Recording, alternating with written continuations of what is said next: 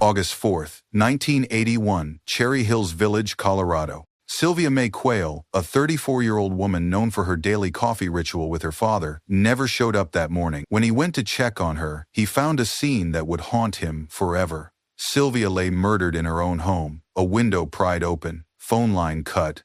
The brutal attack had stolen not just her life, but the community's sense of safety. For 41 years, her killer walked free. DNA didn't exist back then. Fingerprints led nowhere. The case went cold, buried in dusty files while Sylvia's father died, never knowing the truth. But in 2019, forensic genealogy, the same technology that caught the Golden State Killer, gave investigators a new weapon, a discarded soda can, a DNA match, an arrest that shocked everyone.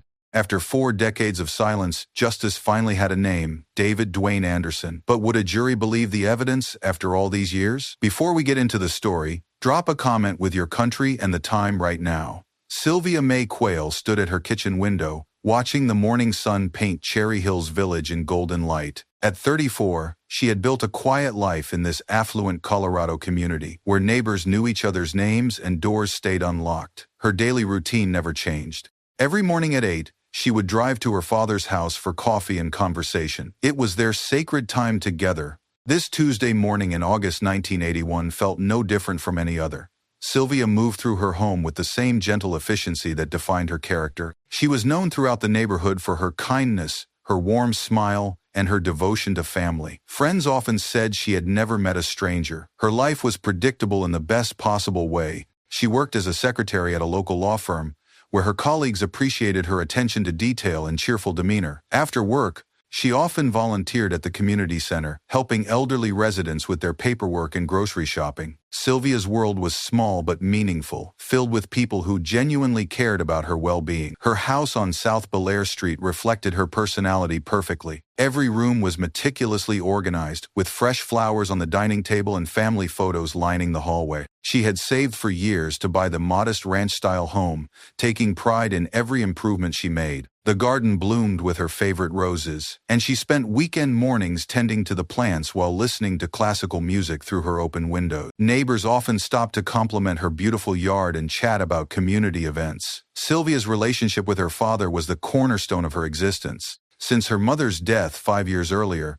their daily coffee ritual had become even more important. They would sit in his sun-filled kitchen, discussing everything from local politics to her work at the law firm. He was immensely proud of his daughter's independence and kindness, often telling friends that Sylvia was the best thing he had ever accomplished in life. Their bond was unbreakable, built on mutual respect and genuine affection that had only deepened over the years. But someone was watching. David Dwayne Anderson had been observing the peaceful neighborhood for weeks, studying the routines of its residents. He had recently moved to Colorado and was learning the patterns of suburban life. Cherry Hills Village represented everything he resented about society: wealth, security, and happiness that seemed to come so easily to others. Anderson was a predator who thrived on destroying innocence, and Sylvia's predictable schedule had caught his attention. He knew exactly when she left for work, when she returned home, and most importantly, when she would be alone and vulnerable. Anderson had a history of violence that law enforcement didn't yet know about. He moved frequently, never staying in one place long enough to establish connections or draw suspicion.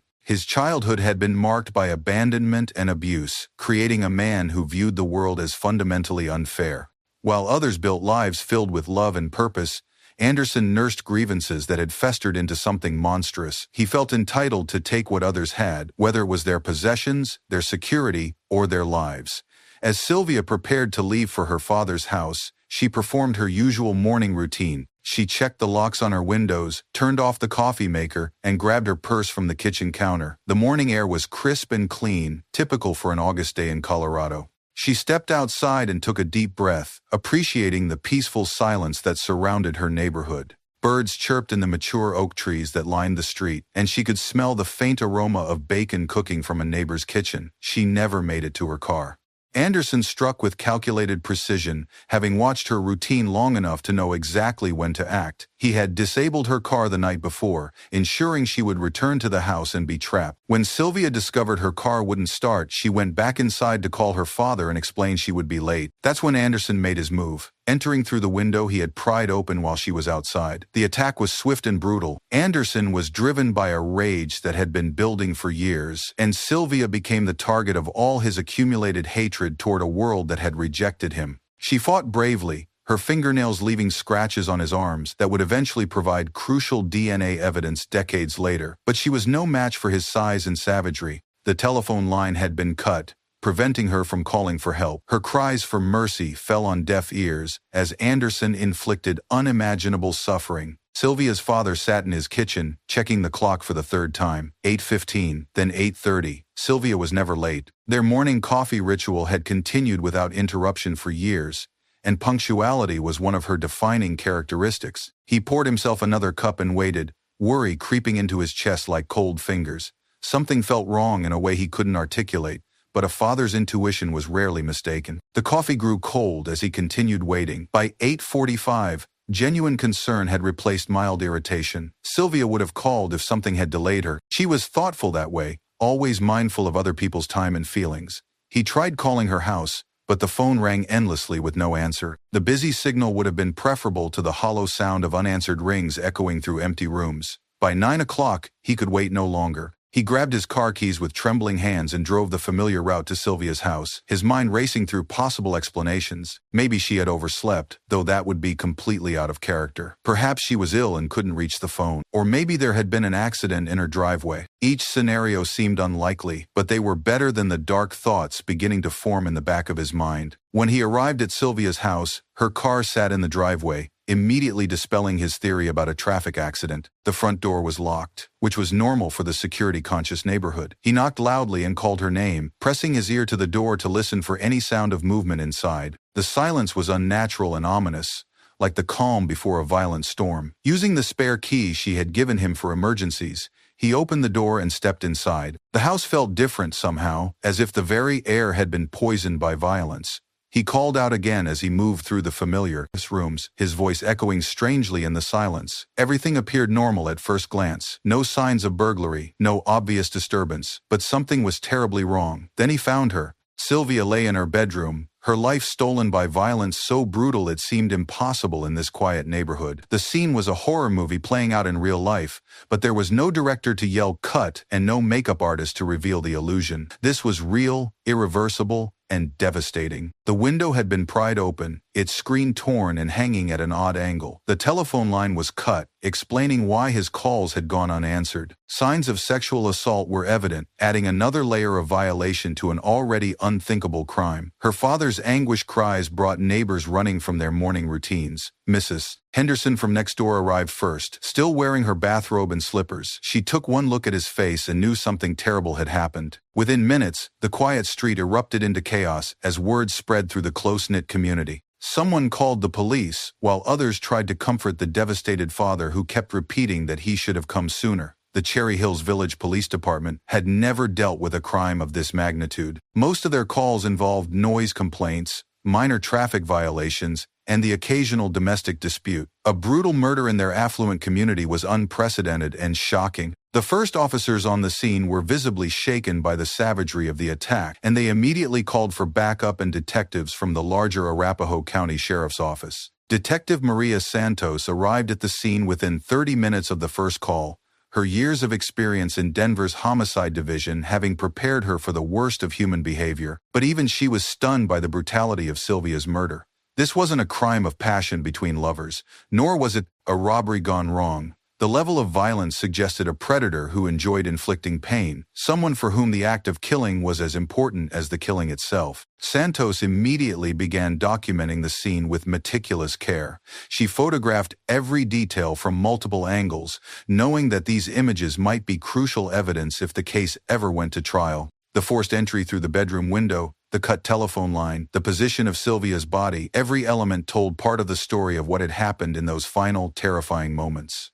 The crime scene technicians collected evidence with 1981 technology, which seemed advanced at the time but would prove woefully inadequate decades later.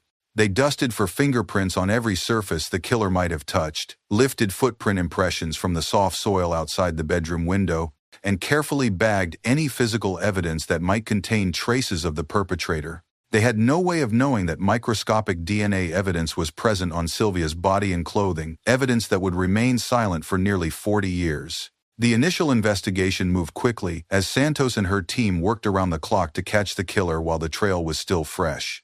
They interviewed dozens of neighbors, friends, and acquaintances, creating a comprehensive picture of Sylvia's life and relationships. Everyone spoke of her kindness and gentle nature, making it clear that this was a random act of violence rather than a crime motivated by personal revenge or romantic jealousy. The community was eager to help in any way possible. Neighbors organized search parties to look for evidence the police might have missed. They distributed flyers with information about the crime and established a tip hotline. The local newspaper devoted its front page to the story, and television news crews descended on the quiet neighborhood. Cherry Hills Village had never experienced this level of media attention, and residents found themselves thrust into an unwanted spotlight. But despite all the effort and resources devoted to the investigation, the leads led nowhere. The fingerprints belonged to Sylvia, her father, and close friends who had legitimate reasons to be in the house. The footprints outside her window were too smudged to provide useful information. The forced entry suggested a stranger rather than someone known to the victim, but no one had seen anything suspicious in the days leading up to the murder. Detective Santos worked 16-hour days, following every lead no matter how unlikely it seemed. She interviewed drifters who had been seen in the area, ex-convicts recently released from prison, and anyone with a history of sexual violence. Each interview raised hope that this might be the breakthrough that solved the case, but each investigation ended in disappointment. The killer had been careful to leave no obvious traces of his identity. Sylvia's funeral 3 days later drew hundreds of mourners from throughout the Denver area. The small Methodist church, where she had been baptized as a child, overflowed with flowers and tears. Colleagues from the law firm sat beside neighbors she had helped over the years. Former classmates traveled from across the country to pay their respects. The service was a celebration of a life cut tragically short, but also a testament to the impact one person could have on so many others. Her father sat in the front pew, aged a decade in 3 days. The guilt of finding her body would haunt him for the rest of his life, despite everyone's assurances that he couldn't have prevented the tragedy. He kept thinking that if he had arrived earlier, maybe he could have saved her. If he had insisted she call when she arrived home each night. If he had given her a dog for protection. The what-ifs were endless and torturous. Santos attended the funeral, scanning the crowd for anyone who seemed out of place or overly interested in the proceedings. It was common for killers to attend their victims' funerals, drawn by a perverse desire to witness the grief they had caused. She noticed several men she didn't recognize and made note of their descriptions, though none would ultimately prove relevant to the case. As weeks turned into months, the investigation began to stall, despite Santos's relentless efforts. The community's initial eagerness to help gave way to nervous suspicion as the reality set in that Sylvia's killer was still free. If the murderer wasn't a stranger passing through town, then someone they knew and trusted was capable of unthinkable violence. This possibility was almost more terrifying than believing a random predator had struck. Rumors began to spread like poison through Cherry Hills Village, destroying relationships that had been built over years of neighborly cooperation. The man who seemed too eager to help with the investigation became suspect. The quiet neighbor who kept to himself was viewed with new suspicion. Even Sylvia's closest friends faced whispered accusations from people looking for someone to blame. Trust, once freely given in this close-knit community, became a luxury they could no longer afford. The psychological toll on the neighborhood was immense.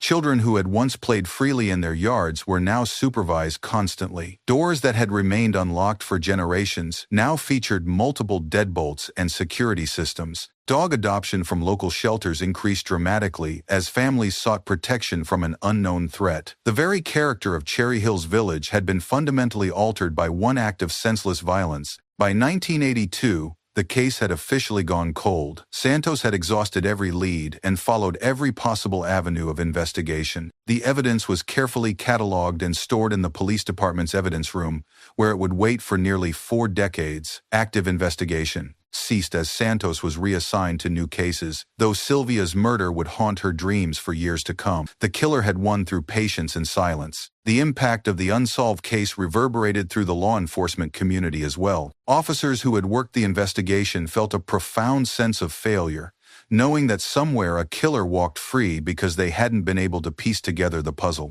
Some transferred to other departments, unable to continue working in a place that reminded them daily of their inability to bring justice for Sylvia. Years passed with cruel indifference as the world moved on, and Sylvia's case faded from public memory. Her father visited her grave every week without fail, bringing fresh flowers and maintaining one-sided conversations about the life she should have lived. He told her about changes in the neighborhood, family news, and world events, keeping her memory alive through his faithful vigil. The weekly visits became both a source of comfort and a reminder of the justice that had never come. The community slowly healed, as communities do, but the fear never fully left. Parents continued to watch their children more carefully. Residents remained vigilant about home security. The case became a cautionary tale told to newcomers about the importance of staying alert and protecting their families. Even as years passed and new residents moved in, the story of Sylvia's murder lived on in neighborhood folklore. In the late 1980s, DNA analysis emerged as a revolutionary forensic tool that promised to solve crimes previously considered unsolvable. Police departments across the country began forming cold case units to revisit old evidence with new eyes. Television shows and movies popularized the science of genetic evidence, and families of murder victims began to hope that technology might finally provide the answers they sought. But Sylvia's case remained untouched during these early years of DNA analysis. The small Cherry Hills Village Police Department lacked the resources and expertise to navigate this new technology.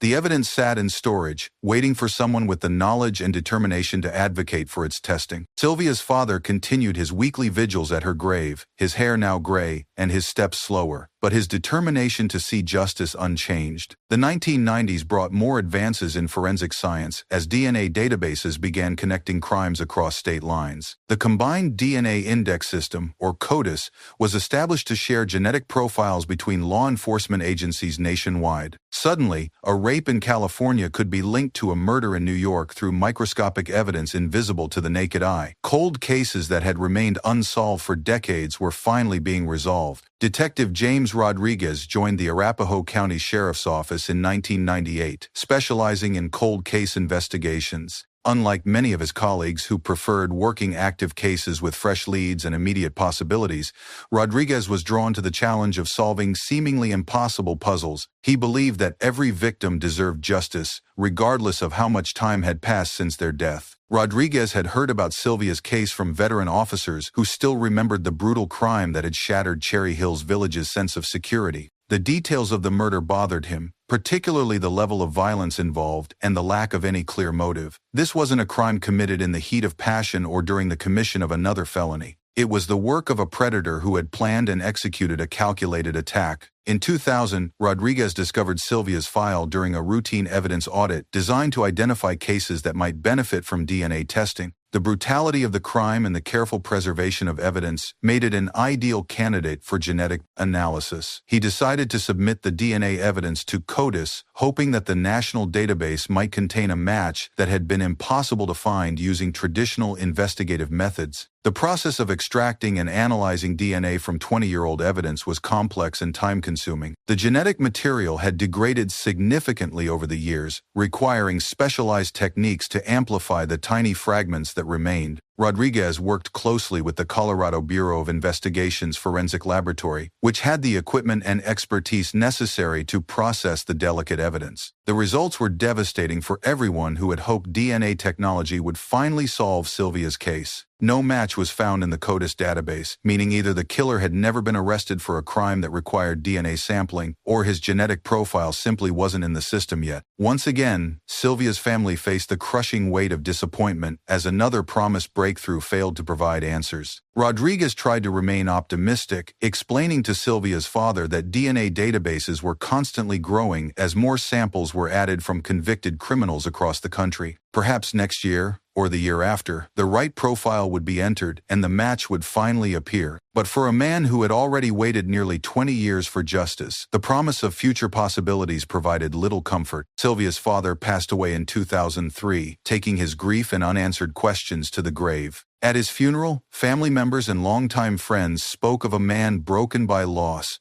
who had never recovered from finding his daughter's body. His weekly visits to Sylvia's grave had defined the final decades of his life, and his death added another layer of tragedy to an already heartbreaking story. Rodriguez attended the funeral, feeling a personal responsibility for the case that had remained unsolved during his watch. He promised the surviving family members that he would never stop working to find Sylvia's killer, even though he knew that conventional investigative methods had been exhausted years earlier. The case file would remain active in his mind, if not officially on his desk. The 2000s and early 2010s passed quietly for Sylvia's case. Rodriguez periodically resubmitted the DNA evidence to CODIS as the database expanded, but each search yielded the same disappointing result: no match found. New detectives came and went, each briefly reviewing the cold case before moving on to more recent crimes with better prospects for resolution. The community had largely forgotten the murder that had once dominated local headlines.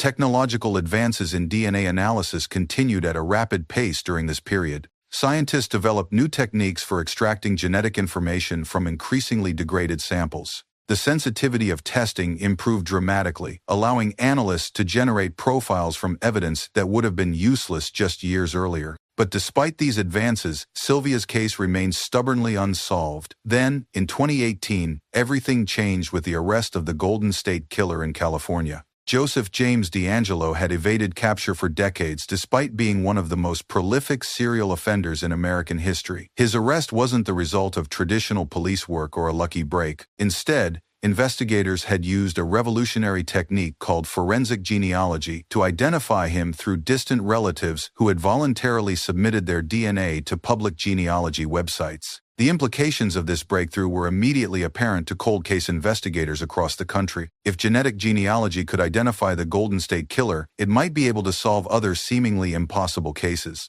Police departments began reaching out to genealogy experts, hoping to apply these new techniques to their own unsolved murders and rapes. Detective Sarah Chen of the Metro Denver Crime Laboratory heard about the Golden State Killer case and immediately began researching the power of forensic genealogy. Unlike traditional DNA databases that required exact matches, genealogical techniques could identify suspects through family relationships going back several generations. Even a third cousin who had never committed a crime could provide the genetic breadcrumb trail needed to identify a killer. Chen began reviewing cold cases that might benefit from this new approach, looking for crimes with well-preserved DNA evidence and no obvious suspect. Sylvia's case immediately caught her attention, not just because of the brutality of the murder, but because of the careful evidence preservation that had maintained viable genetic material for nearly 40 years. Working with the Colorado Bureau of Investigation and a private company called United Data Connect, Chen submitted Sylvia's DNA evidence for genealogical analysis in early 2019. The process was painstakingly slow, requiring weeks of careful investigation and family tree construction using public DNA databases like GEDmatch and Family Tree DNA. The initial results were promising but vague. The genetic profile showed connections to several family lines in the Midwest, but none strong enough to identify a specific individual. Genealogists began the tedious process of building family trees for each potential match, following genetic breadcrumbs through generations of marriages,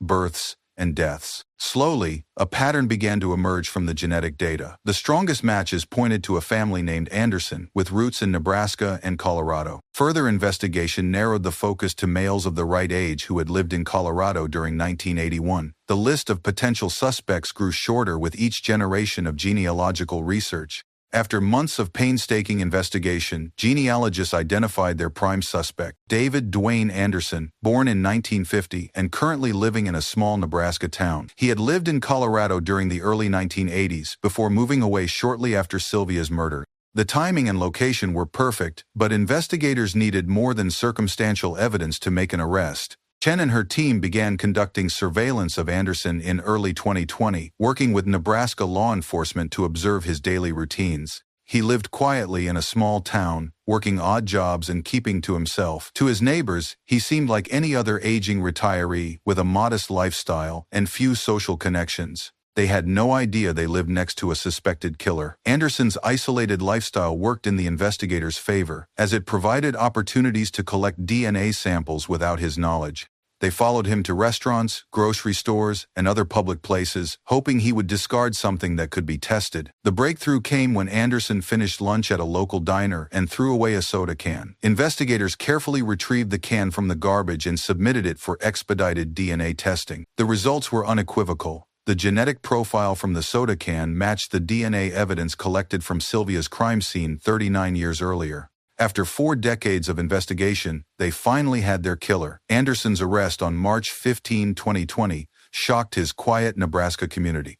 Neighbors described him as a loner who kept to himself but seemed harmless enough. The revelation that he was suspected of a decades-old murder in Colorado seemed impossible to reconcile with the unremarkable man they knew. But science doesn't lie, and the DNA evidence was undeniable. Local news crews descended on the small Nebraska town, interviewing anyone who had known Anderson. Former employers described him as a reliable worker who preferred solitary tasks. Neighbors said he was polite but distant, never participating in community events or forming close relationships. The portrait that emerged was of a man who had successfully hidden his true nature for decades. The arrest made national headlines as another example of how genetic genealogy was revolutionizing criminal investigations. Legal experts debated the implications of using public DNA databases for law enforcement purposes, while victim advocacy groups celebrated another family finally receiving answers about their loved one's murder. News of Anderson's arrest reached Cherry Hills Village like a thunderbolt, stirring emotions that many residents thought they had buried decades earlier. Older residents who remembered the terror that had gripped their community suddenly had a face to attach to their nightmare. Some recalled seeing Anderson around the neighborhood in 1981, though none had considered him suspicious at the time. The revelation that Sylvia's killer had been living freely for 40 years while her family suffered was particularly painful for those who had known and loved her. Rodriguez, who had worked the case for over 2 decades, felt a mixture of vindication and regret. Vindication that his instincts about the case had been correct, and regret that the breakthrough had come too late for Sylvia's father to see justice served. Preparing for trial took over a year, as prosecutors built their case around the genetic evidence. The COVID-19 pandemic caused additional delays, frustrating investigators and Sylvia's surviving family members who had already waited 4 decades for justice. Legal experts warned that convicting someone based primarily on DNA evidence after so many years would be challenging,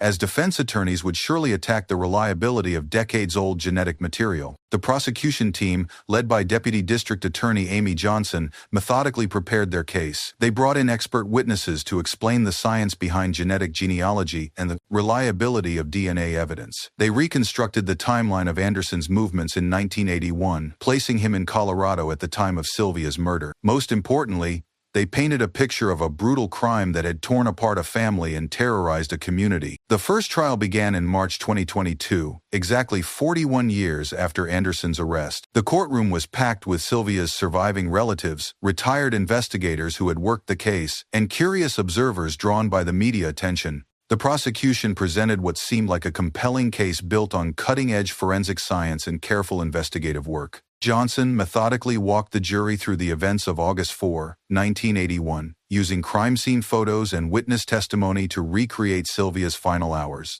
She explained how genetic genealogy had identified Anderson as a suspect and how the soda can DNA had confirmed his presence at the crime scene. The evidence seemed overwhelming to observers familiar with the case.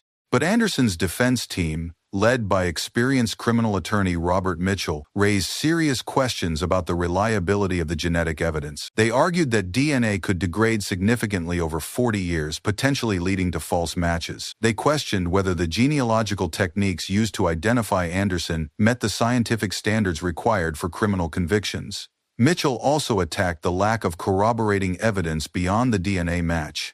There were no witnesses who could place Anderson at or near Sylvia's house on the day of the murder. No physical evidence linked him to the scene other than the genetic material. The defense argued that DNA evidence alone, particularly evidence as old as this, was insufficient for conviction beyond a reasonable doubt. The jury deliberated for 3 days, repeatedly asking to review the DNA evidence and expert testimony. Legal observers noted that genetic genealogy cases were still relatively new in criminal law, and juries might be hesitant to convict based on science they didn't fully understand. The case was being closely watched by prosecutors across the country who were considering similar genetic genealogy prosecutions. On March 28, 2022, the jury announced they were hopelessly deadlocked and could not reach a unanimous verdict. Judge Patricia Williams had no choice but to declare a mistrial, devastating Sylvia's family members who had waited 41 years for this moment. Some family members broke down in tears, wondering if they would ever see justice for their beloved Sylvia. The mistrial was a crushing blow for everyone who had worked to bring Anderson to justice. Prosecutor Johnson immediately announced her intention to retry the case,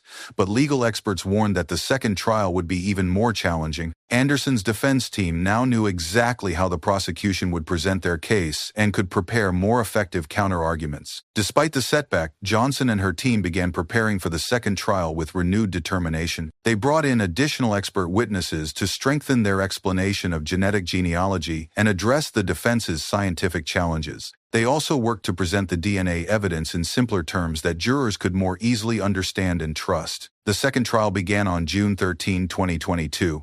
With many of the same observers, but a completely new jury. Johnson had learned from the first trial's shortcomings and presented a more streamlined case focused on the strength of the DNA evidence. She brought in Dr. Barbara Ray Venter, one of the pioneers of forensic genealogy, to explain how the technique had been used to solve dozens of cold cases across the country. The prosecution also presented evidence about Anderson's life and movements in 1981, showing that he had been in Colorado at the time of Sylvia's murder and had left the state shortly afterward. While this evidence was circumstantial, it supported the DNA findings and helped establish a timeline for the crime. Anderson sat silently throughout the second trial, showing no emotion as prosecutors described the brutal murder in graphic detail. His defense team continued to challenge the DNA evidence, but their arguments seemed less effective in the face of additional expert testimony. The scientific consensus supporting genetic genealogy had grown stronger in the months between trials. On June 24, 2022, after deliberating for 2 days, the jury announced their verdict, guilty of first-degree murder and felony murder. The courtroom erupted in emotion as Sylvia's family members wept with relief and exhaustion. After 41 years of waiting, they finally had the justice they had never stopped hoping for. Anderson showed no reaction to the verdict, maintaining the emotionless demeanor he had displayed throughout both trials. His conviction was seen as validation of genetic genealogy techniques and would encourage prosecutors in other jurisdictions to pursue similar cases using DNA evidence from decades-old crimes. Sentencing was scheduled for August 4, 2022, exactly 41 years to the day after Sylvia's body was discovered by her father. The symbolism wasn't lost on anyone in the courtroom, as justice had finally come full circle on the anniversary of the crime that had haunted so many lives for so long. Judge Williams sentenced Anderson to life in prison without the possibility of parole for 20 years. Under Colorado law as it existed in 1981, he would be eligible for parole consideration, but at 72 years old, he would likely spend the rest of his life behind bars. The sentence brought a sense of closure to a case that had defined the careers of multiple investigators. In her victim impact statement, Sylvia's niece spoke eloquently about the pain her family had endured over 4 decades of waiting. She talked about her grandfather, who had died never knowing the truth about his daughter's murder. She described holidays forever, marked by Sylvia's absence, anniversaries that brought tears instead of celebration, and the way the unsolved crime had haunted every family gathering. The impact statement also addressed the broader community effects of the crime, describing how Cherry Hills Village had been forever changed by the brutal murder. Residents had lived with fear and suspicion for decades, never knowing if the killer might strike again or whether he was someone they knew and trusted. The conviction finally allowed the community to put that chapter of its history to rest. Anderson was given the opportunity to speak before sentencing, but declined to address the court. His silence was interpreted by many as a final act of cruelty towards Sylvia's family, who had hoped he might at least acknowledge his crime or express some form of remorse.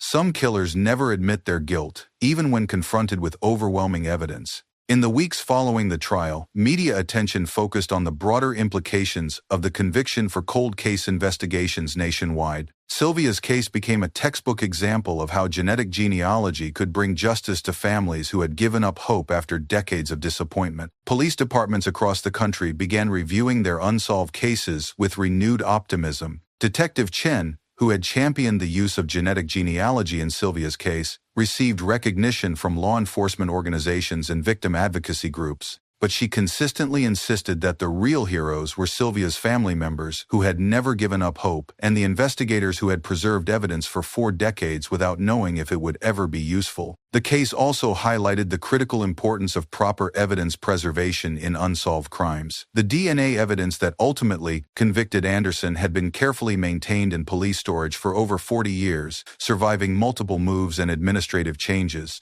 Without that foresight by the original investigators, justice would never have been possible. Rodriguez, who had worked the case longer than any other investigator, finally felt a sense of closure he had been seeking for over 2 decades. He had made a promise to Sylvia's father that he would never stop working to find her killer, and even though the breakthrough had come too late for the grieving father to witness, Rodriguez felt he had finally fulfilled that commitment. The conviction had a profound psychological impact on Cherry Hills Village, residents who had lived with the fear and uncertainty for over 4 decades. Many reported sleeping better at night, knowing that the monster who had terrorized their community was finally behind bars. The case had demonstrated that even the most carefully hidden criminals could eventually be brought to justice. For the law enforcement community, Sylvia's case represented both a triumph of persistence and a sobering reminder of how long justice could be delayed. The conviction validated decades of careful police work and evidence preservation, but it also highlighted the limitations of traditional investigative methods when dealing with stranger-on-stranger crimes. The scientific community celebrated the case as further validation of genetic genealogy's potential to solve seemingly impossible crimes. Academic conferences began featuring presentations about the Quayle investigation,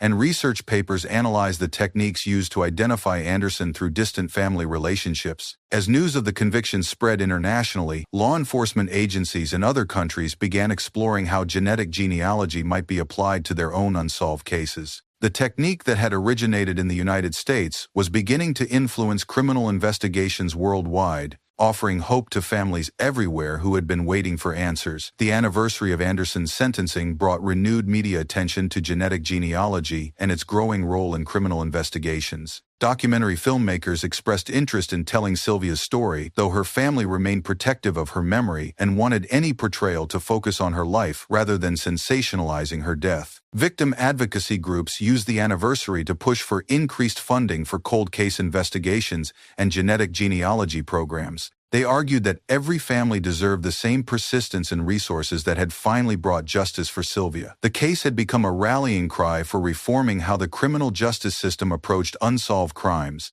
Cherry Hills Village unveiled a small memorial garden in Sylvia's honor, funded entirely by community donations from residents who remembered the fear that had once gripped their neighborhood. The peaceful space featured benches for reflection and a bronze plaque describing her life and the long journey to justice. It served as a reminder that victims should be remembered for how they lived, not just how they died. The memorial garden also served an educational purpose, with informational plaques explaining how genetic genealogy had solved the case and encouraging other families with unsolved crimes not to give up hope. Visitors from across the country came to pay their respects and learn about the investigation that had brought a killer to justice after 4 decades. As investigators continued to apply genealogical DNA techniques to other cold cases across Colorado and beyond, they often thought of Sylvia as their inspiration and guiding light. Her case had proven that no matter how much time passed, science and determination could still uncover the truth hidden in microscopic evidence. Every successful conviction using these techniques validated the groundbreaking work done in her investigation. The case also demonstrated the crucial importance of community support in long-term investigations. Cherry Hills Village had never forgotten Sylvia, even as decades passed and new residents moved into the neighborhood.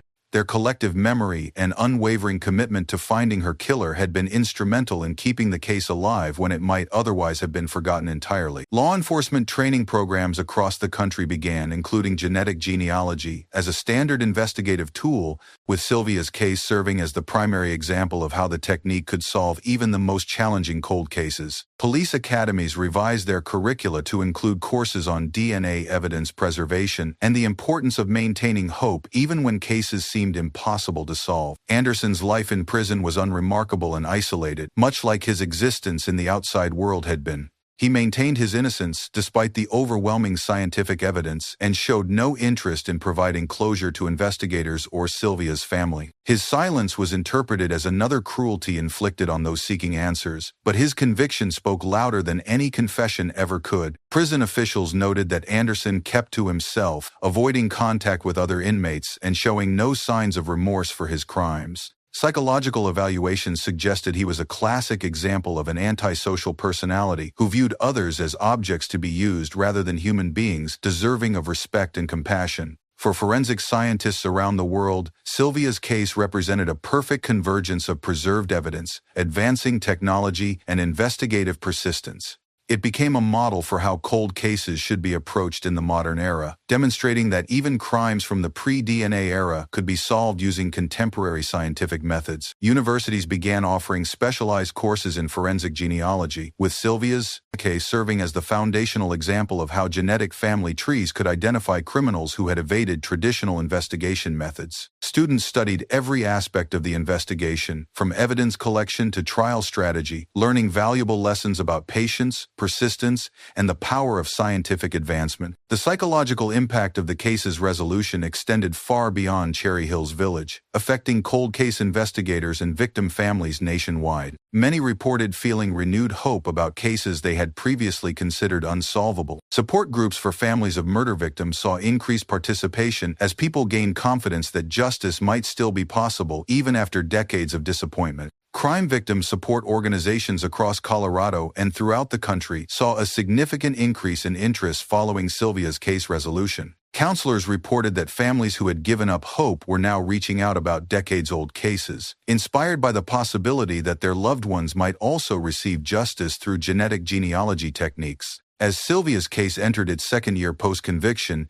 it continued to generate educational and training opportunities for law enforcement professionals. Police academies throughout North America included detailed case studies of the investigation in their curricula, teaching new recruits about evidence preservation and the importance of never abandoning hope for justice. The case also influenced judicial training programs, helping judges understand the complexities of DNA evidence and genealogical investigation techniques. Court decisions in similar cases across the country often reference Sylvia's successful prosecution as legal precedent for admitting genetic genealogy evidence in criminal trials. International law enforcement agencies began collaborating more closely on genealogical DNA techniques, sharing databases and expertise across national boundaries. Sylvia's case had demonstrated the global potential of these investigative tools, leading to increased cooperation between countries seeking to solve their own cold cases using similar methods. European police forces sent representatives to study the investigative techniques used in Sylvia's case,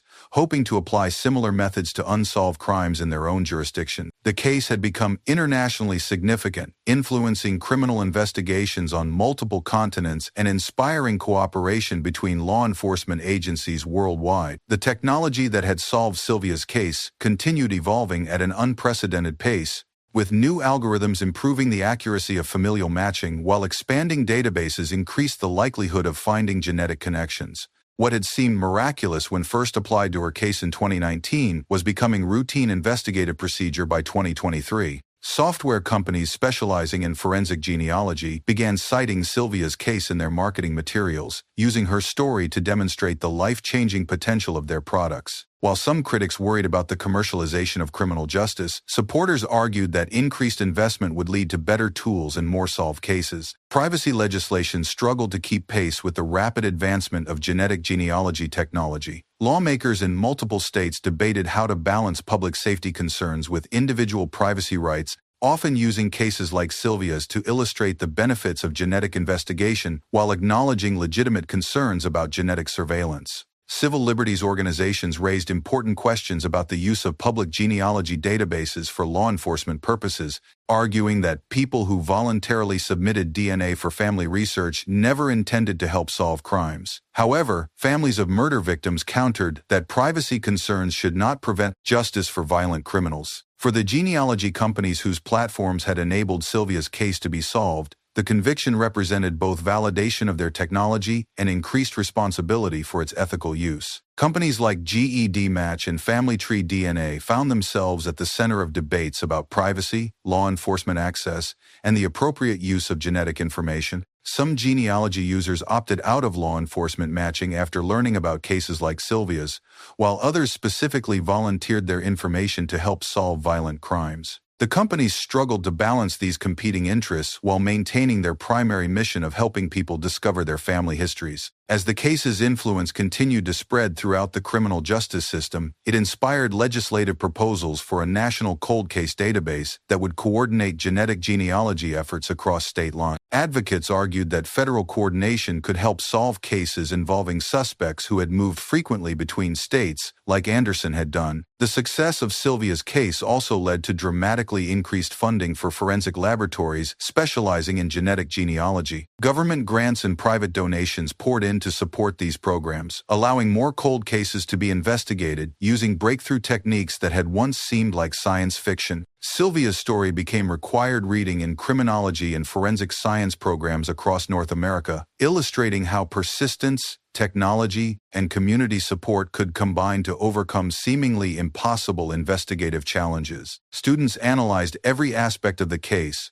from initial evidence collection to final conviction, learning valuable lessons about never giving up on victims. Graduate students wrote dozens of thesis papers analyzing different aspects of Sylvia's investigation, from the psychology of cold case work to the legal implications of genetic genealogy evidence. Her case had become a rich source of academic research that would influence criminal justice education for generations. The case's resolution also brought renewed attention to other Colorado cold cases that might benefit from similar investigative techniques. Rodriguez and other investigators began systematically reviewing evidence from unsolved murders in nearby jurisdictions, wondering if genetic genealogy might provide answers for other grieving families who had waited decades for justice. Several other Colorado cases were subsequently solved using techniques pioneered in Sylvia's investigation, validating the broader application of genetic genealogy to cold case work. Each success built upon the foundation established by her case, creating a snowball effect that brought justice to families across the state. Anderson's conviction was cited in dozens of similar cases across the United States as prosecutors argued for the admissibility of genealogical DNA evidence in criminal trials. His case had established important legal precedents that made it easier for other families to seek justice through genetic investigation techniques. Legal scholars wrote extensively about the implications of Sylvia's case for criminal law, particularly regarding the admissibility of novel scientific evidence and the rights of defendants in genetic genealogy prosecutions. The case had broken new ground in multiple areas of jurisprudence. The community impact of the case's resolution extended far beyond Cherry Hills Village, as other affluent suburban neighborhoods realized they weren't immune to violent crime. Many communities invested in improved security systems and neighborhood watch programs, learning from the tragedy that had befallen Sylvia's peaceful neighborhood. Real estate agents in Cherry Hills Village reported that the case's resolution had actually improved property values, as potential buyers felt more confident about the area's safety, knowing that the decades-old threat had finally been eliminated. The community's collective healing was reflected in renewed investment and development. As 2024 approached, Sylvia Mae Quayle's legacy had become firmly established in the annals of criminal justice history. Her tragic death had catalyzed a revolution in criminal investigation techniques, bringing hope to thousands of families with unsolved cases while demonstrating that science could triumph over even the most carefully concealed crimes. The advancement of genetic genealogy technology continued accelerating, with new techniques allowing investigators to build family trees from increasingly degraded DNA samples. Cases that would have been impossible to solve just years earlier were now being resolved routinely, thanks to the foundation laid by investigations like Sylvia's. International cooperation in genetic genealogy cases expanded significantly, with law enforcement agencies sharing information and techniques across national boundaries. Sylvia's case had demonstrated that DNA evidence could transcend geographic and political barriers, leading to unprecedented collaboration in solving violent crimes. The psychological healing process continued for Cherry Hills Village residents, many of whom reported that the case's resolution had finally allowed them to put the trauma behind them. Community events began incorporating remembrances of Sylvia that focused on her life and positive impact rather than the circumstances of her death. The woman who had simply wanted to share morning coffee with her father had become an enduring symbol of justice, delayed but not denied. Her story proved that truth, like DNA itself, could survive decades of silence before finally speaking with undeniable scientific clarity and moral authority. Law enforcement agencies worldwide began implementing standard protocols for evidence preservation specifically designed to enable future genetic genealogy analysis. Sylvia's case had taught investigators that evidence collected today might not be analyzable until decades in the future, when technology had advanced beyond current imagination. Victim advocacy organizations used Sylvia's story to support legislation requiring longer evidence retention periods and increased funding for cold case investigations. Her case had become a powerful tool for promoting criminal justice reform and ensuring that other families wouldn't have to wait 4 decades for answers. The ripple effects of her case continued spreading throughout society, influencing everything from police training to university curricula to legislative priorities. What had begun as a single tragic crime in a quiet Colorado neighborhood had become a transformative force in criminal justice worldwide. For the investigators who had worked Sylvia's case across 4 decades, Anderson's conviction represented the culmination of their professional lives. They had never forgotten her or given up hope that advancing science would eventually provide the answers that traditional police work couldn't deliver. Santos, now in her 80s, kept newspaper clippings about the conviction in a scrapbook alongside photos from the original crime scene. The case had defined her career and demonstrated the importance of never abandoning hope, even when conventional wisdom suggested a case was unsolvable. Rodriguez continued working cold cases, inspired by the success of Sylvia's investigation and energized by the possibilities that genetic genealogy offered for solving other decades-old murders. Each new case carried the potential for another family to finally receive the answers they deserve. Chen became a nationally recognized expert in forensic genealogy, speaking at conferences and training sessions while continuing to work on Colorado's most challenging cold cases. She credited Sylvia's case with teaching her that patience and persistence could overcome seemingly impossible scientific and investigative challenges.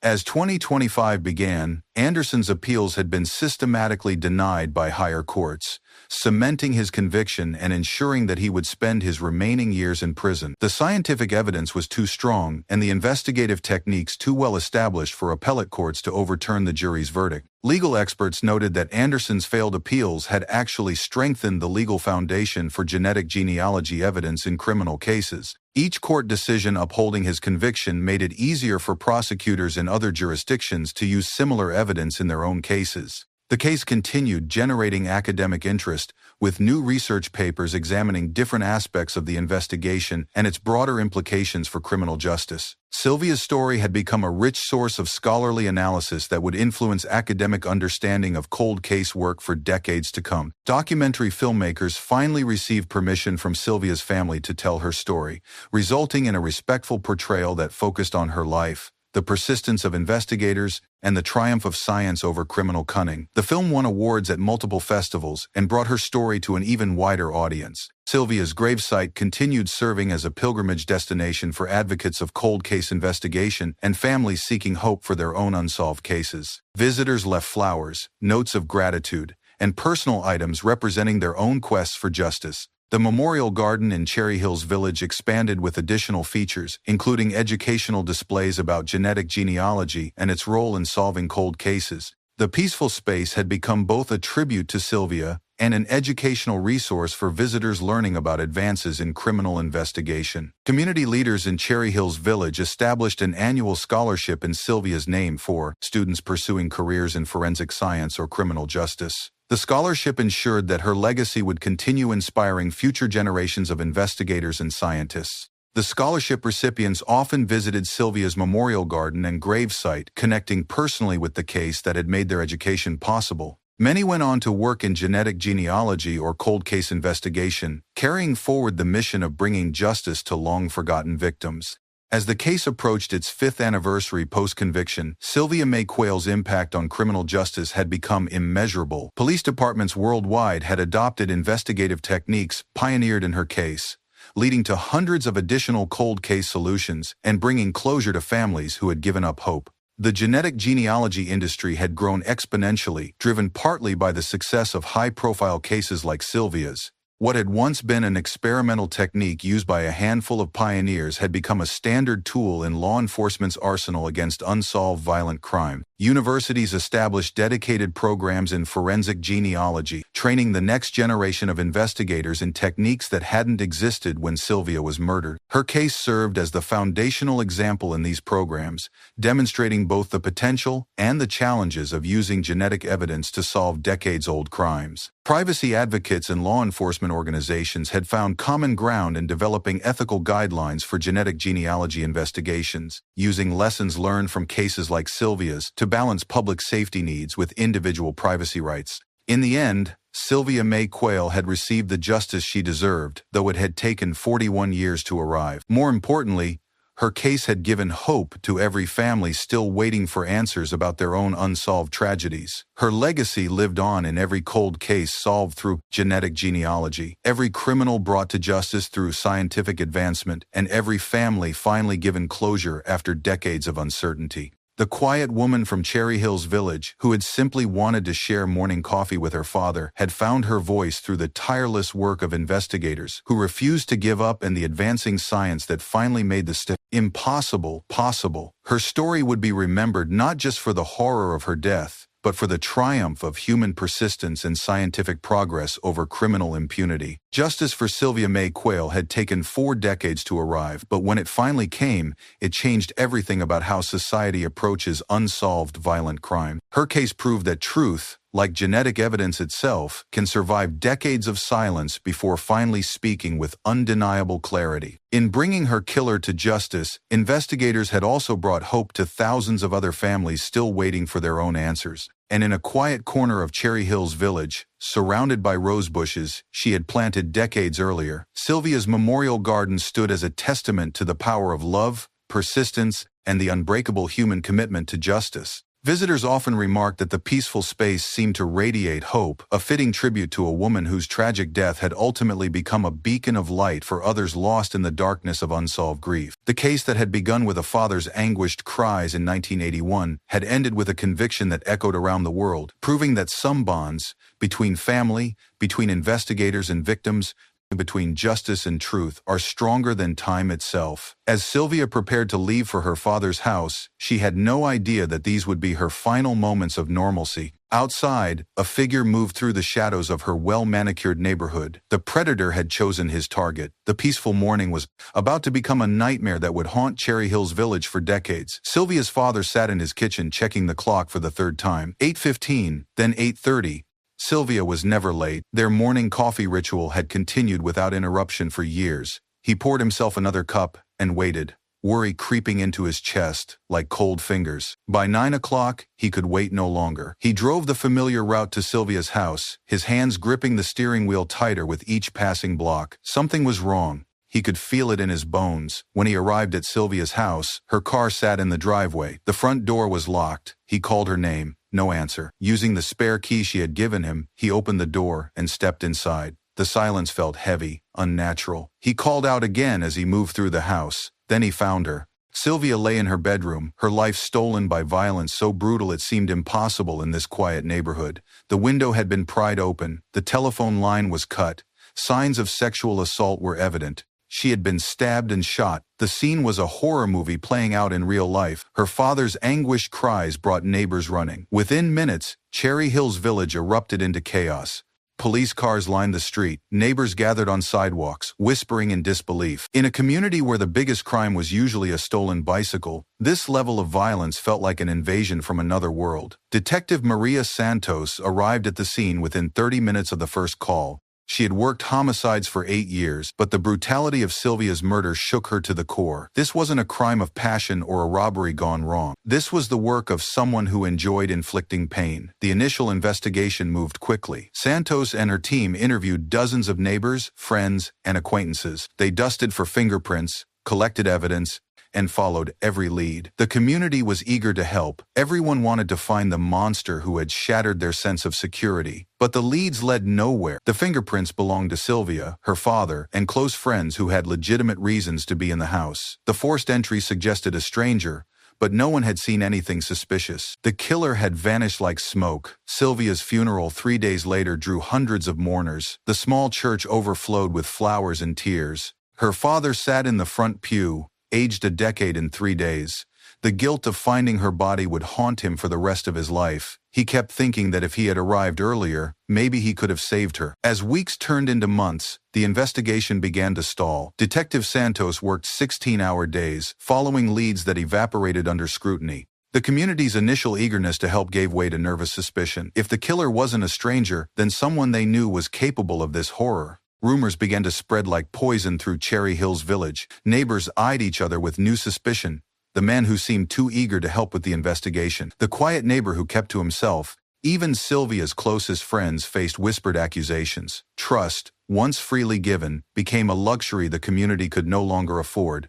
By 1982, the case had officially gone cold. The evidence was carefully cataloged and stored, but active investigations ceased. Detective Santos was reassigned to new cases, though Sylvia's murder would haunt her dreams for years to come. The killer had won through patience and silence. Years passed with cruel indifference. Sylvia's father visited her grave every week, bringing fresh flowers and one-sided conversations about the life she should have lived. The community slowly healed, as communities do, but the fear never fully left. Parents watched their children more carefully. Doors that once stayed unlocked now bolted tight after dark. In the late 1980s, DNA analysis emerged as a revolutionary forensic tool. Cold case investigators across the country began revisiting old evidence with new eyes. But Sylvia's case remained untouched. The small police department lacked the resources and expertise to navigate this new technology. The 1990s brought more advances in forensic science. DNA databases began to connect crimes across state lines.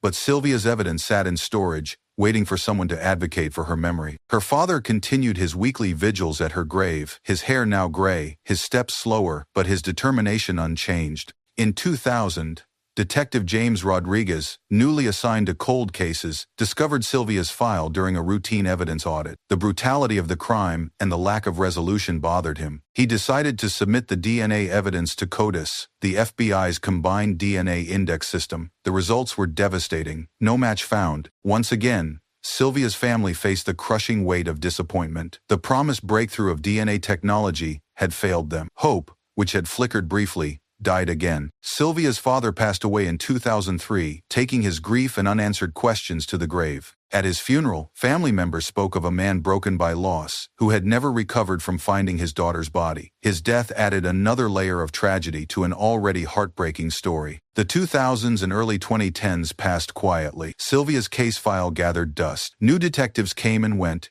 each briefly reviewing the cold case before moving on to more solvable crimes. The community had largely forgotten, though older residents still remembered the fear that had once gripped their neighborhood. Then, in 2019, everything changed. Detective Sarah Chen of the Metro Denver Crime Laboratory had heard about the Golden State Killer case and the power of forensic genealogy. She began reviewing cold cases that might benefit from this new approach.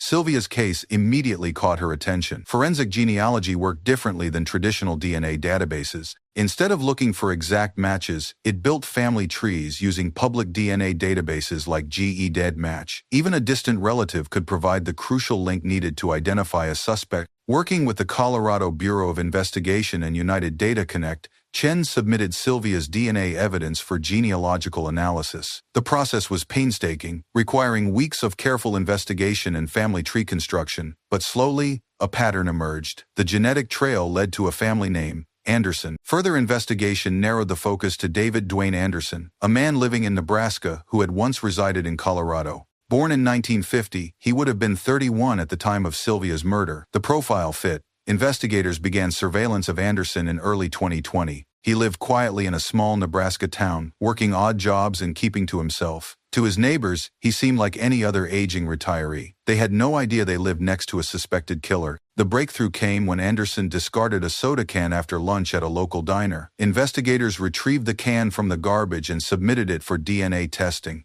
The results were unequivocal. The DNA matched the evidence from Sylvia's crime scene. After 39 years, they had their killer. Anderson's arrest on March 15, 2020, shocked his Nebraska community. Neighbors described him as quiet but harmless. The revelation that he was suspected of a decades-old murder seemed impossible, but science doesn't lie, and the DNA evidence was undeniable. The news of Anderson's arrest reached Cherry Hills Village like a thunderbolt. Residents who had lived with fear and unanswered questions for 40 years suddenly had a face to attach to their nightmare. Some remembered seeing Anderson around the neighborhood in 1981, though none had considered him suspicious at the time. Preparing for trial took over a year. The COVID-19 pandemic delayed proceedings, adding another layer of frustration for investigators and Sylvia's surviving family members. Prosecutors carefully built their case around the DNA evidence, knowing that conviction after so many years would be challenging. The first trial began in March 2022. The prosecution presented a compelling case built on forensic genealogy and DNA matching. They painted a picture of a violent crime that had torn apart a family and terrorized a community. The evidence seemed overwhelming, but the defense raised questions about the reliability of forensic genealogy and the possibility of contamination after 40 years. They argued that DNA evidence alone wasn't sufficient for conviction without additional corroborating evidence. The jury deliberated for 3 days before announcing they were hopelessly deadlocked.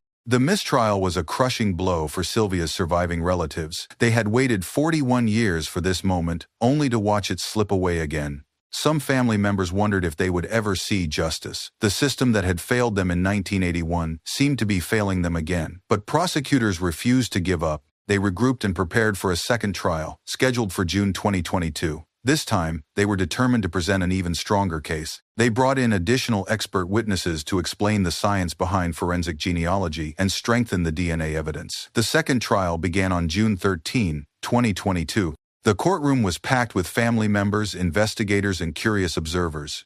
The prosecution methodically presented their case, walking the jury through the 1981 crime scene, the decades of investigation, and the breakthrough that led to Anderson's identification. Anderson sat silently throughout the trial, showing no emotion as prosecutors described the brutal crime. His defense team continued to challenge the DNA evidence, but their arguments seemed weaker in the face of overwhelming scientific testimony. On June 24, 2022, after deliberating for 2 days, the jury announced their verdict: guilty of first-degree murder and felony murder. The courtroom erupted in emotion as Sylvia's family members wept with relief. After 41 years, they finally had justice. Sentencing was scheduled for August 4, 2022, exactly 41 years to the day after Sylvia's body was discovered. The symbolism wasn't lost on anyone in the courtroom. Justice had come full circle, arriving on the anniversary of the crime that had haunted so many lives. Judge Patricia Williams sentenced Anderson to life in prison without the possibility of parole for 20 years.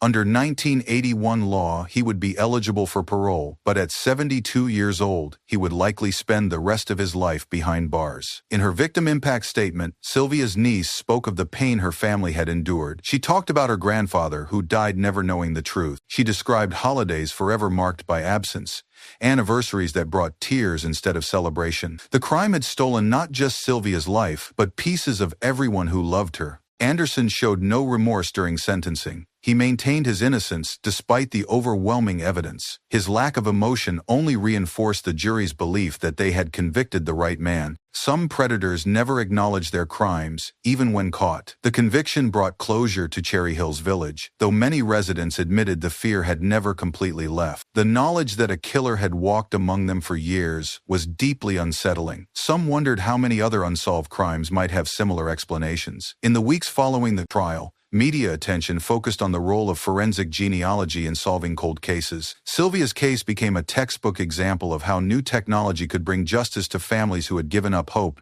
Police departments across the country began reviewing their cold cases with renewed interest. Detective Chen, who had championed the use of genealogical DNA, received recognition for her innovative approach. But she insisted the real heroes were Sylvia's family members who never gave up hope, and the investigators who preserved evidence for 4 decades without knowing if it would ever be useful. The case also highlighted the importance of victim advocacy. Sylvia's family had kept her memory alive through decades of silence, never allowing her to become just another statistic. Their persistence and the support of victim advocates had been crucial in keeping the case active. For law enforcement, Sylvia's case represented both a triumph and a sobering reminder. The triumph lay in finally solving a case that had haunted investigators for decades. The sobering reminder was that justice delayed is justice denied, and families shouldn't have to wait 40 years for answers. The advancement of forensic science gave hope to families of other cold case victims. DNA databases continued to grow, and genealogical techniques became more sophisticated. Cases once considered unsolvable were being reopened with new optimism. Anderson's conviction also raised questions about other unsolved crimes in areas where he had lived. Investigators began reviewing cold cases from his known locations, wondering if Sylvia was his only victim.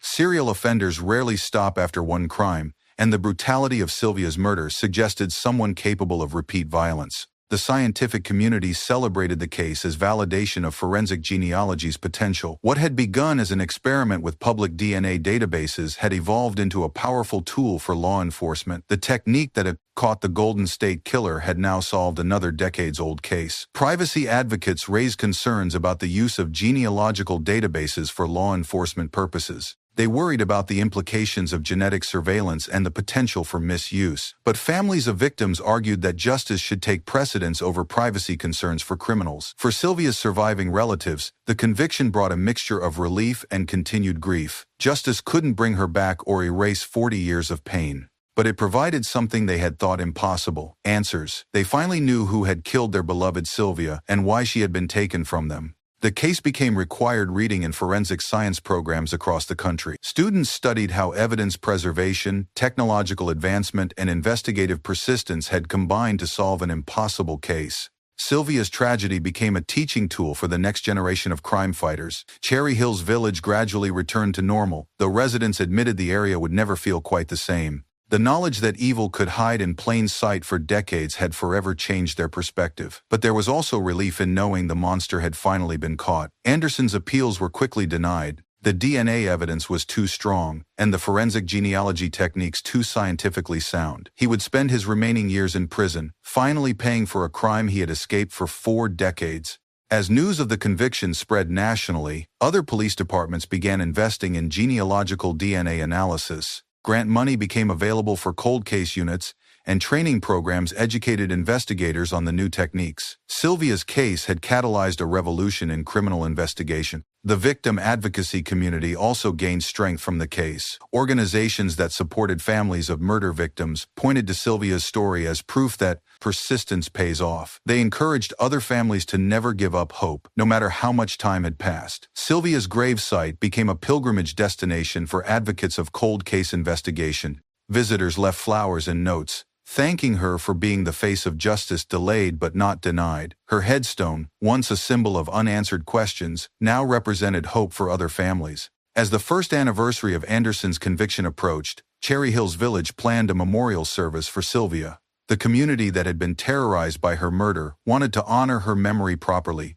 The service would focus on her life, not her death, celebrating the woman she had been. Detective Chen continued working cold cases, inspired by the success of Sylvia's investigation. She knew there were hundreds of other families waiting for the same breakthrough that had finally brought them answers. Each case represented someone's daughter, sister, mother, or friend who deserved justice. The techniques used to solve Sylvia's case continued to evolve. New software made genealogical searching faster and more accurate. Larger DNA databases provided more potential matches. What took months in 2019 could now be accomplished in weeks. Law enforcement training programs began, including genealogical DNA as a standard investigative tool. Officers who had never heard of the technique in 2019 were now using it regularly. The success of high-profile cases like Sylvia's had made the technology mainstream. The case also influenced legislation regarding evidence preservation. Some states passed laws requiring longer retention periods for DNA evidence,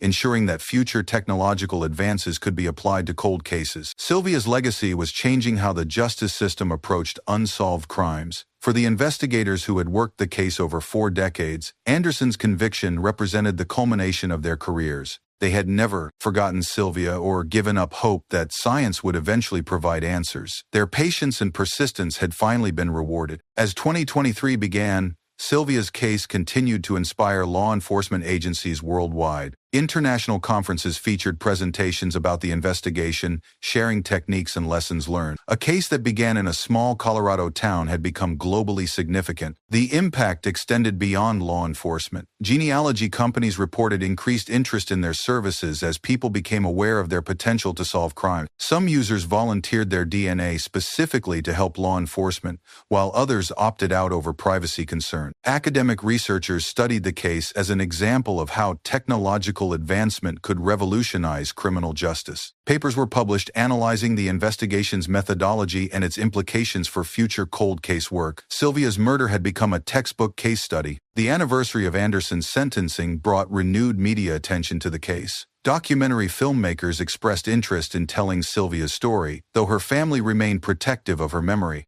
They wanted any portrayal to focus on her life and the pursuit of justice, not sensationalize her death. Victim advocacy groups used the anniversary to push for increased funding for cold case investigations. They argued that every family deserved the same persistence and resources that had finally brought justice for Sylvia. The case had become a rallying cry for reform. Cherry Hills Village unveiled a small memorial garden in Sylvia's honor, funded by community donations. The peaceful space featured benches for reflection and a plaque describing her life and the long journey to justice. It served as a reminder that victims are more than their final moments. As investigators continued to apply genealogical DNA to other cold cases, they often thought of Sylvia as their inspiration. Her case had proven that no matter how much time passed, science and determination could still uncover the truth. Every successful conviction validated the techniques pioneered in her investigation. The case also demonstrated the importance of community support in long-term investigations. Cherry Hills Village had never forgotten Sylvia, providing information and encouragement to investigators across 4 decades. Their collective memory and commitment had been crucial to eventually solving the case. Anderson's life in prison was unremarkable. He maintained his innocence despite overwhelming evidence and showed no interest in providing closure to other potential victims' families. His silence was another cruelty inflicted on those seeking answers, but his conviction spoke louder than any confession. For forensic scientists,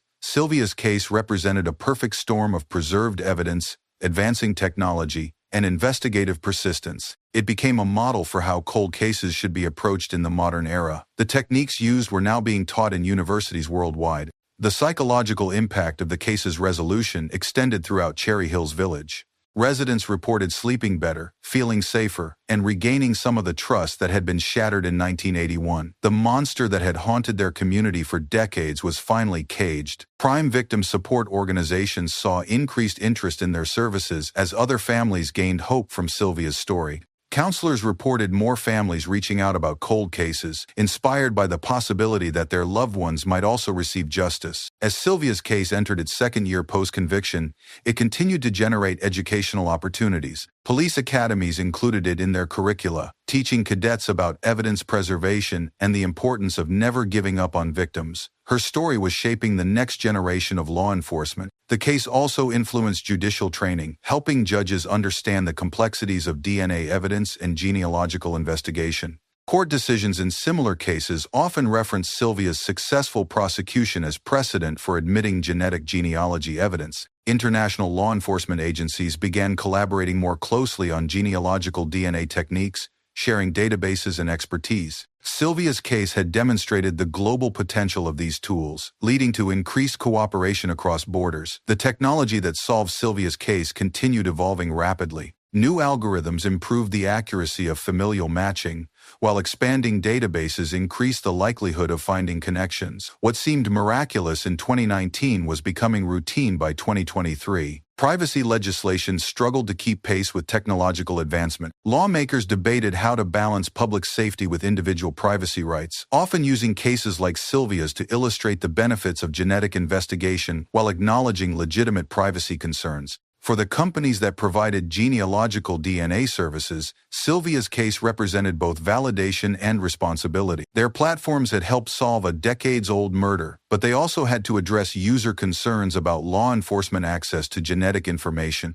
As the case's influence spread, it inspired legislative proposals for a national cold case database. Advocates argued that federal coordination could help solve cases that cross state lines or involve suspects who had moved frequently, like Anderson. The success also led to increased funding for forensic laboratories. Government grants and private donations poured in to support genealogical DNA programs, allowing more cold cases to be investigated using these breakthrough techniques. Sylvia's story became required reading in criminology programs, illustrating how persistence, technology, and community support could combine to overcome seemingly impossible investigative challenges. Students analyzed every aspect of the case, from evidence preservation to trial strategy. The case's resolution also brought attention to other Colorado cold cases. Investigators began reviewing evidence from unsolved murders in nearby jurisdictions, wondering if similar techniques might provide answers for other grieving families. Anderson's conviction was cited in dozens of similar cases across the country as prosecutors argued for the admissibility of genealogical DNA evidence. His case became legal precedent, making it easier for other families to seek justice through genetic investigation. The community impact extended beyond Cherry Hills Village. Other affluent neighborhoods realized they weren't immune to violent crime, leading to increased investment in security systems and community watch programs. Sylvia's case had shattered illusions of suburban safety.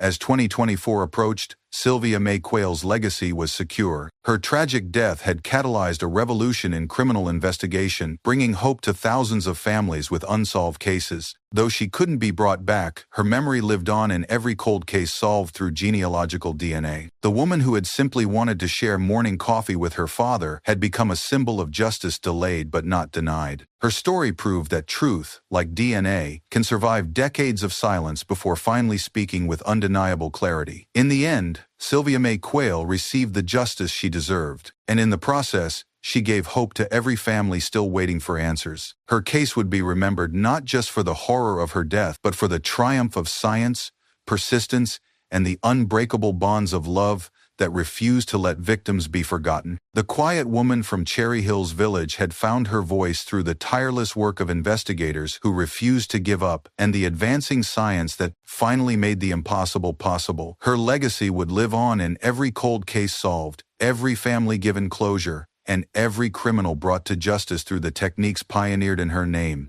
Justice for Sylvia Mae Quayle had taken 41 years to arrive, but when it finally came, it changed everything.